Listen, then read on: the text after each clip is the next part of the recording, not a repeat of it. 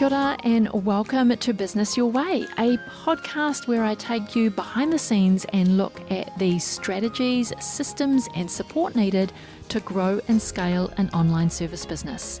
One that not only supports you and your family financially, but one that gives you the freedom to live the life of your dreams.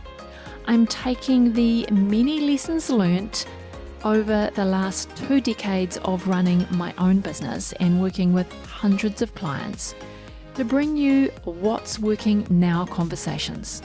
I'm pulling back the curtain to bring you real stories from real people, including myself. We're going to talk about everything from how to get clarity on your vision, creating systems so you can automate and delegate, how to hire a kick-ass team that creates raving, returning and referring clients. We're even going to talk about how to kick those limiting beliefs to the curb so that you can flourish in your business. I'm your host, Sandra Julian, an Indigenous mama of 3, fashion-loving sewist and business strategist. Each week, I want to help you dream big, plan well, and do the work to grow and scale your business your way. Today, I want to launch straight into a really big question for you. How often do you review your money and make a plan for how you're going to grow your money? And not just grow your money, but grow your personal wealth.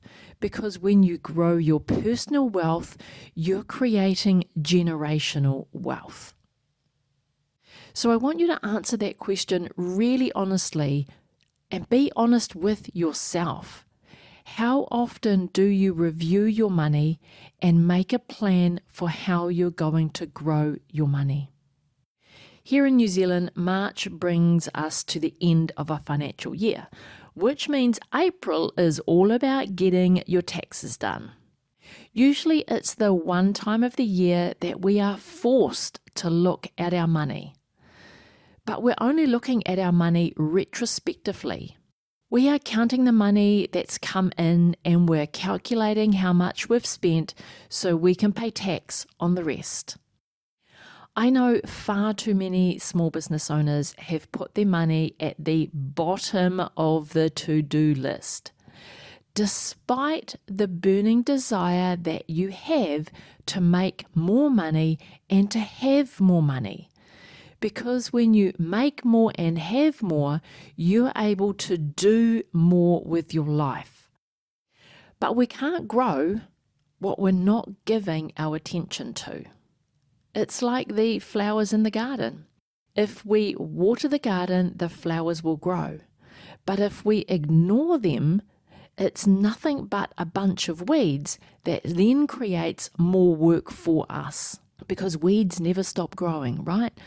So if we want to cultivate a flourishing business with the money that we desire to live the life of our dreams, then we have to give attention to our money. We need to think about our money in the same way as our flourishing flower garden. Because we're not in business for the fun of it, we're in business to make money. And usually lots of it. That's what we want. Otherwise, we would still have a job, right? Of course, there are other factors in your business that drive you to get out of bed in the morning and to do what you do.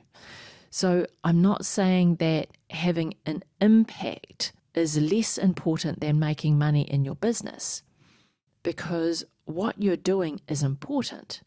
Because when you have purpose with what you do, and that purpose makes money and you nurture your money, you can have even a bigger impact with what you are doing. So nurture your money, grow your money, because when you have money, you're able to create a bigger impact with the people that you serve in your business, with your life, and for your family. Things change dramatically when you are able to have the money that allows you to do more. So I want you to answer the question really honestly. How often do you review your money and make a money plan? If you review your money weekly and make adjustments to your plan every week, then I'm celebrating you.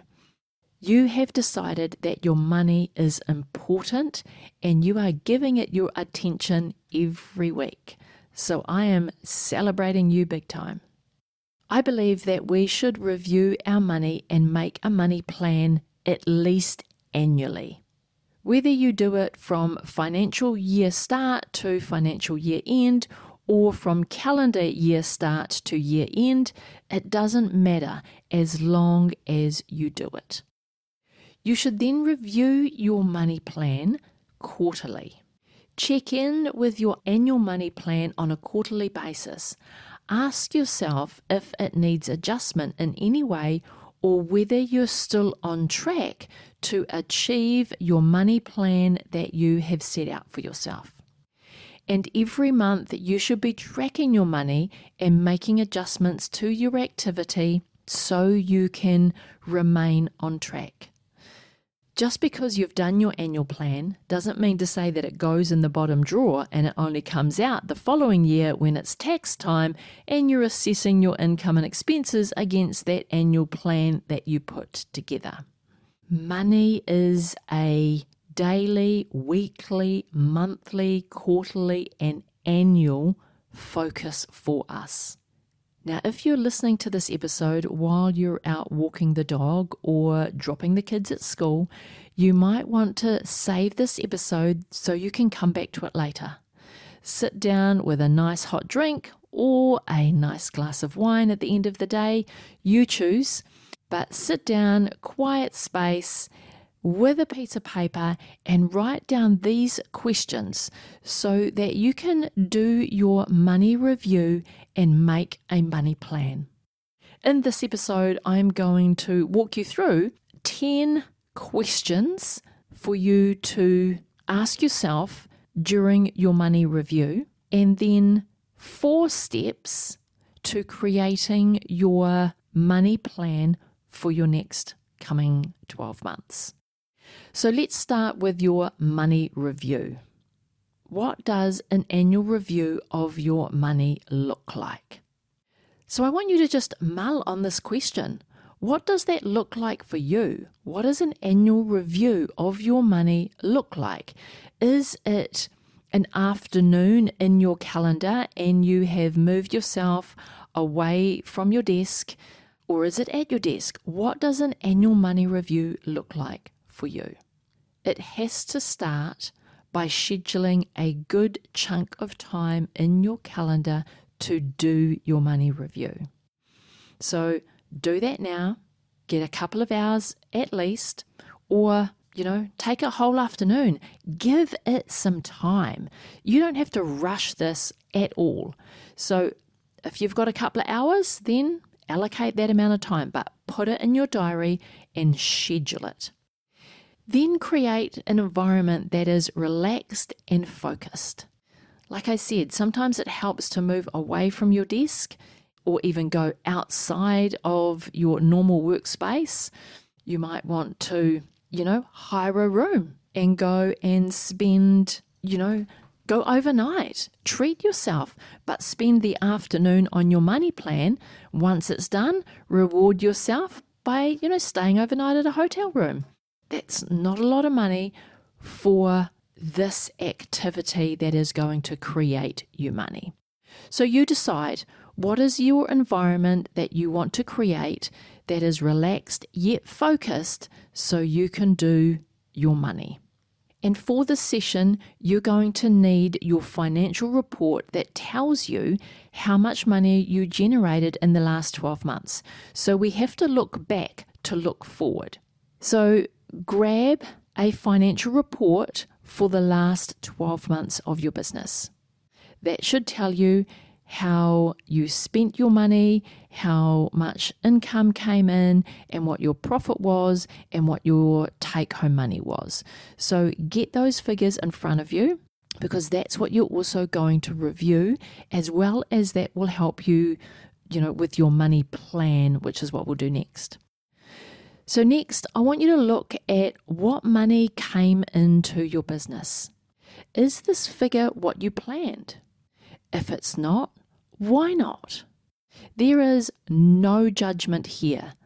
We're just looking at the facts of what happened over the last 12 months and doing some reflection on that. So the money that came in, was it what you planned? Was it what you expected? Did you exceed your expectations or did you undershoot the mark? Whatever that was, dive deeper into what happened. How did I make more than what I planned? What created that extra income? Or how come I undershot? Where did I over-project that I would make money? And why didn't I hit that projection? What were the factors that influenced what happened? So remove all the emotion from this exercise and just state the facts. This happened, this happened, this happened. I can see that, this didn't happen the way I thought it was because ABC. Just state the facts. Don't attach any meaning to it whatsoever. And then do the same for the money that you spent. Is the figure that you planned on spending what you actually spent in the year? If not, why not? That's a really good question. If not, why not? Again, no judgment here, just state the facts. Look at all of your money that went out of your business. Was there money that went out unexpectedly? What was it for? Was it necessary spending, or is that something that you just brought on a whim? And really evaluate what went on in your spending. The really good exercise to do here is to look at every cent that went out of your bank account, because there will be some automatic payments that go out of your bank account for things that you have completely forgotten about. They could be for software subscriptions that you no longer use that software, but the subscription is still coming out because you forgot to cancel it. Or maybe you did cancel it, but they haven't activated it at their end. Whatever the reason, attend to it now. Like, get those expenses, those unnecessary expenses, stopped. So really evaluate what is coming out of your bank account. Was it absolutely necessary, or can it be adjusted? Here, we're just stating the facts, looking deeper into what went on. Now I want you to reflect on what smart money decisions did you make? So looking back at the previous 12 months, your income, your expenses, you've got facts on your piece of paper. Now you're able to reflect. What smart money decisions did I make? And just write those down. And then celebrate yourself for making those really smart money decisions. They were good decisions. Now I want you to look at the opposite. What not so smart money decisions did you make? Again, looking at your list of facts, what were the not so smart money decisions that you made in the last 12 months? Why did you make those decisions? Was it to make yourself feel better? Was it to reward somebody else? Was it to grow your business? Was it necessary? Was it unnecessary? Like, really dive deep into the money decisions that you have made in the last 12 months. And then ask yourself, what felt messy or made you feel unsure about your money decisions? Because if you are not feeling good and confident with your money, you're not going to make smart money decisions. And the only way that we can get smarter and more confident about the decisions we're making around our money, and therefore around our business, is by identifying what they are. So identify what felt messy and what made you feel unsure about any of the decisions that you made. And then how could you make those decisions with more confidence in the coming 12 months. So what are you going to do to change that messy feeling for the coming year? What can you do differently in the coming year to be more confident with the decisions that you're making around your money? Reflect on that question, really journal on it and go deep into it, because how we manage our money is really deeply ingrained in us. I definitely know the way that I was brought up, it was don't be wasteful. My grandparents came through the Depression, and so you never wasted food. You took care of the clothes that you had. You weren't wasteful with the resources that you had. So as a child, these were all ingrained into me, which has transpired into how I behave with my money. I'm really careful about my money. Making money decisions on big ticket items is really hard because am I being wasteful? Do I really need this? Is it really necessary?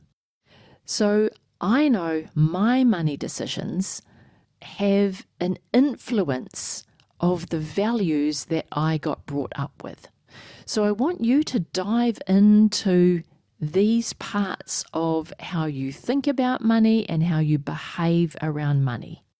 What feels messy, what makes you feel unsure about your decisions, and how can you change your behavior in the coming year to get more comfortable with the money decisions that you have to make in order to reach your goals. The next question is fun, and this is fun because I like to do this with more than just my money. I like to choose a word that describes how you feel about your approach to money. And we're going to do this with two perspectives. So I want you to choose one word that describes how you felt about your approach to your money over the last year. So we've done all of this reflection about your money and your money decisions in the last year. I want you to choose one word that describes how you felt about your approach to your money. Write that down. Now I want you to move into the future and look at a bit more future focused. Choose one word that you want to describe how you want to feel about your money in the coming year. So choose one word that you're going to associate with your money and how you feel about your money for the coming year, and write that down. That's the one that you want to keep front and center every time you are making money decisions, tracking your money, reviewing your money plan on a quarterly basis. That's the word that I want you to keep front and center, because that's the feeling that you want to have about dealing with your money. So that's your money review. Lots of reflective type questions to really dive into understanding your behavior around money, your triggers around your money, and how you can improve managing your money. Next, you want to create your money plan. So after you've done your money review, then you want to create your money plan. Create an annual revenue plan and calculate the expenses that it will take for you to generate that revenue. Otherwise known as a budget, but that's not a sexy name, so I like to call it a money plan. No one likes to prepare a budget. Usually we have connotations of a budget that is just figures on a spreadsheet that you put in the bottom drawer and you kind of don't look at again until tax time. So just like our annual business plan or our annual goals that we're setting ourselves, we're going to create an annual money plan. That is far sexier than budget, right? But before you start with your annual money plan, you need to know your freedom metric. If you're not sure what this is, then go back to episode 4 of the podcast, where I explain how you calculate your freedom metric.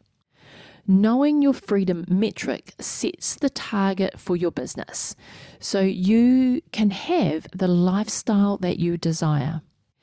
If we don't know this figure, then it's easy to fall into the trap of working to make money, and we forget to stop and celebrate the progress that we are making towards improving our lifestyle and achieving the lifestyle freedom that we so deeply desire for ourselves and for our family. So know the figure that you need per month from your business to live the life that you want over the next 12 months. So that's step 1 in creating your money plan, is know your freedom metric. Once we know the freedom metric, we know the figure that we need from our business to help us live the life that we want. So step 2 is to create your revenue plan. For this exercise, I like to get out a simple calendar which has each month of the year on one page. So it's a bit like a grid. And in each month, I like to predict what income I'm going to generate in each month. Now that sounds really random, sounds like I'm just plucking a figure out of the air and putting it in a month of the year. So, oh gee, in March, I want to create $50,000. But really, it's not that random. So here are some questions to get the monthly revenue target as accurate as you can. So it is more of a science than it is a random figure that you're plucking out of the air. So first question to ask yourself, is your business seasonal? Or do you have months that are busier than others? For instance, I run an event agency which is seasonal. So from March through to November are our busy months, and December through to February are much quieter. And so our income is different for each month of the year. And so the next step is to look at your financials for the last 12 months as a guide. See if there is a pattern, and then look back at that month to see what happened in your business which created that revenue. So take a look at your last 12 months, month by month by month. And is there a pattern? Do you have peak seasons and then off seasons? Or are there particular months in your year that are busier than others? You might have March is busy, and then June is busy, and then October is busy. So you might just have peaks and troughs within your year, depending on the type of business that you have. So to get an indication of kind of what pattern is going on in your business, you can look at your last 12 months as a guide. And then look at your promotional calendar. What does that promotional calendar look like for the coming year? Your promotional campaigns should be directly linked to your projected income. If you have a service package that helps businesses at a certain time of the year, then revenue is likely to be higher during that time. So maybe for accountants, April is tax season. So April, May might be really busy, or March and April might be really busy. March as you prepare, April as you file. And I'm relating this back to the end of financial year here in New Zealand. You could have a different financial year. I know Australia has a July to June financial year. So, so look at your 12 months. Where are your peaks and troughs? What months are busier than others? What's going on in your promotional calendar? Do you have service packages that you are promoting at a certain time of the year? And then ask yourself, what new service products do you want to create and introduce this year? put this on your promotional calendar and then project how many of the new service packages do you want to sell at an estimated price point. If you haven't decided on the price point of that new service product yet, then just give it a ballpark figure for now. You can land on your price later when you are creating that service package and you're getting ready to launch it out into the world. Put a figure on it then. But I guarantee you, at this moment, you will have a ballpark figure that you are thinking of in your head. So just put that into the month based on the units that you want to sell. So this is now a full 12 months of a revenue plan. You've done a bit of looking back, you've done a bit of looking forward at around what you want to do this year with your promotional calendar, with launching of new products. If you haven't thought about the new products that you might want to launch this year, then sit down and do some brainstorming. Like, what new products could you introduce into your service that would help your clients with some of the pain points they're currently experiencing? If you've been working with clients for long enough, you'll have a lot of information around what they need next in their journey. So what is a service product that you could create and put into your business and generate more income from? So now you have a revenue plan that's not so random. You've done a bit of research, you've done a bit of forward thinking, done a bit of forward planning, and you've got a beautiful revenue plan. Now it's time to project your expenses for the coming 12 months based on the revenue plan that you've just created. So your expenses will include general business expenses like your internet, your telephone, your power, your rent if you have an office, stationery, professional development and training costs, and other general costs that go into just running your business. And then you will have direct costs of delivering your service. These might include software costs, staff costs, contractors or suppliers, anything that is associated with you delivering your service to your clients.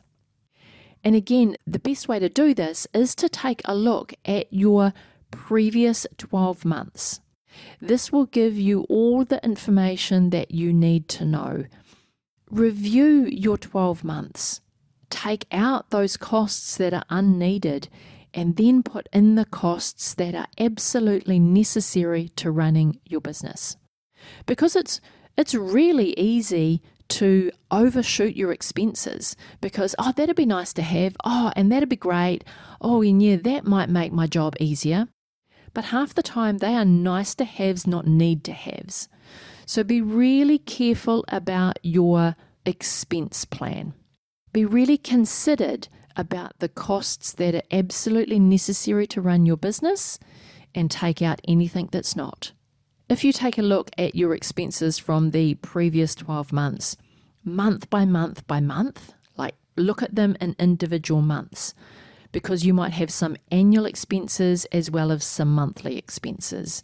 And so when you look at your financial report for the last 12 months, month by month, this will give you the information that you need to know in order to prepare your money plan and calculate the expenses you need for the next 12 months based on the revenue that you want to create and the services that you're going to deliver. Because the other thing here is that you might want to take out a service package and never offer that again. It might be a service package that is costing you more money than it is making you. So you want to take that out and never offer that again. And therefore the expenses associated with that service will also disappear from your money plan. So once you've considered what expenses you spent last year and what that looks like for the coming year, then also look at the new service packages that you might look to introduce. Are there new expenses that you need to take into account for this new service package? Or do you already have all your expenses covered in your budget and the new service package is just going to create more revenue but not more expenses? Alrighty, so now you've done your revenue plan and you've also projected your expenses for the next 12 months. Now it's time to calculate your profit. And I know you know this. It's a simple equation. Your revenue less your expenses gives you your projected profit for the year and the projected profit per month. And I want you to do this per month, not just per year. And then ask yourself, does this align to your freedom metric? So is the monthly profit that your business is returning to you equal the freedom metric that you calculated before you embarked on this exercise? If not, then revisit your projected income. Have you been conservative?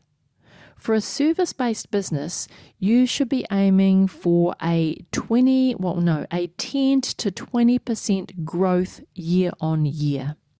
Because service-based businesses, if you are a true service-based business, you are delivering services to your client one-on-one, and there is an element of time that you're trading for money. But if you've packaged that up right, there should be a good profit margin in your service packages and you're not literally trading hours for dollars. But if you're a service-based business, then aiming for a 10 to 20% growth year on year is a good figure to aim for. Anything more than that might be a bit wishful thinking, and you're just going to disappoint yourself as you are tracking through the year. So make it realistic and aim for 10 to 20% growth year on year. Then once you've revisited your projected income, then revisit your projected expenses. Is there anything there that you could reduce? You know, you'll be surprised at how little a business needs to operate and how much you spend on small things that just add up over time. So pay attention to where you're spending the $20 or the $50. And if you are doing a few $20 here, $20 there, $50 there, another $50 over there, that adds up over time. And then you could be spending an extra $2,000 annually because it's just a little bit of money here and a little bit of money there. So be really considered and look at the detail and really pare back what you need to operate your business. And this might take, 2 or 3 goes. Do your first cut, review it. Is it realistic? Does it give me my freedom metric? Is it within the 10 to 20% growth on last year? Is that realistic for me? And then land on your final money plan.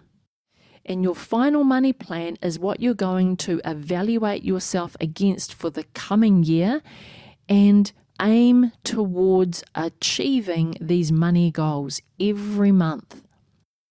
So really be considered. Don't expect that the first cut that you do of your money plan is going to be it. You do a first cut, you'll review, you'll fine-tune, you'll look at it again, you'll fine-tune it, and then you'll land on your final money plan for the year. And even though you feel as though you have a final money plan, this is only your guide for the next 12 months. You should be reviewing it every quarter when you do your quarterly planning. At that time, you should be going, did I achieve my profit goal? Did I hit my revenue goals?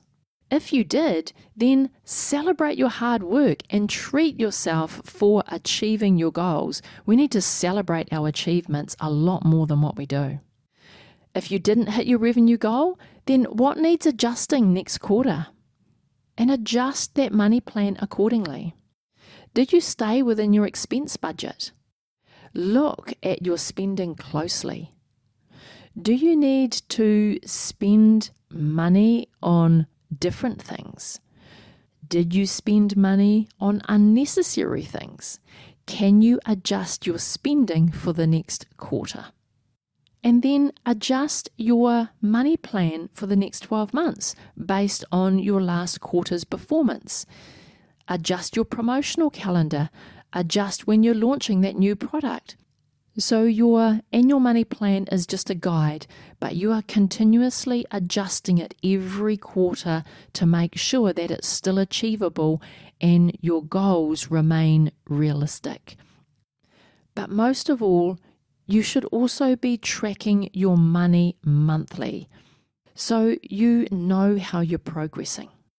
The more often you do this, the quicker you'll be able to know what needs adjusting. You don't need to wait for your quarterly review to make adjustments. If you're tracking your money monthly and you can see immediately that something happened, and you're like, oh, I need to adjust that now, because if I continue doing this, it's not going to be great. So coming back to my analogy of the flower garden, your money will grow and blossom because you are nurturing it. So track your money monthly. Know what needs adjusting. Review your money plan quarterly. Make adjustments. Keep nurturing your money constantly. The more you get comfortable with nurturing your money and growing your money and how your business needs to adjust and change in order to continue to generate the revenue and the profit, more importantly, that you want in order to hit your freedom metric, which is associated with the lifestyle that you are wanting to live, the quicker you'll be able to make decisions, and you'll make better money decisions because you are nurturing your money mindset and nurturing and adjusting your money plan. Appreciate your money by cultivating a healthy and wealthy attitude towards it. Remember, what you nurture will grow. So let's be the boss of our money. Be the boss of our business and be the boss of our life. Before you go today, I wanted to say thank you for being here and listening all the way to the end. All of the links to this week's episode can be found in the show notes, or if you like to read a really good blog, then you can head over to my website at sandrajulian.co/podcast. Now, you've probably realized that running a business is not for the faint-hearted. There are challenges coming at you left, right, and center every day. But I'm here to tell you that challenges are only challenges because you haven't yet found an answer to them. The solution could actually be easier than you may think. But if you're anything like me, you tend to overthink or overanalyze the solution that is right in front of you. So what do you have to do to become the best boss you could possibly be? Well, you could go and take my 2-minute free agency owner persona quiz at sandrajulian.co/quiz. Here you'll find out how you can scale and streamline your business without compromising you and your lifestyle. I can't wait to know what your results are. So once you've done the quiz, why don't you take a screenshot, jump over to Instagram, share it on your stories, and don't forget to tag me. I'm at sandrajulian.co. If you've enjoyed today's episode, make sure that you hit the subscribe button to get notified of the new episodes as soon as they're released. And if you listen on Spotify or the Apple Podcast app, then I'd really appreciate if you could rate the show and perhaps leave a quick review if you are on the Apple app.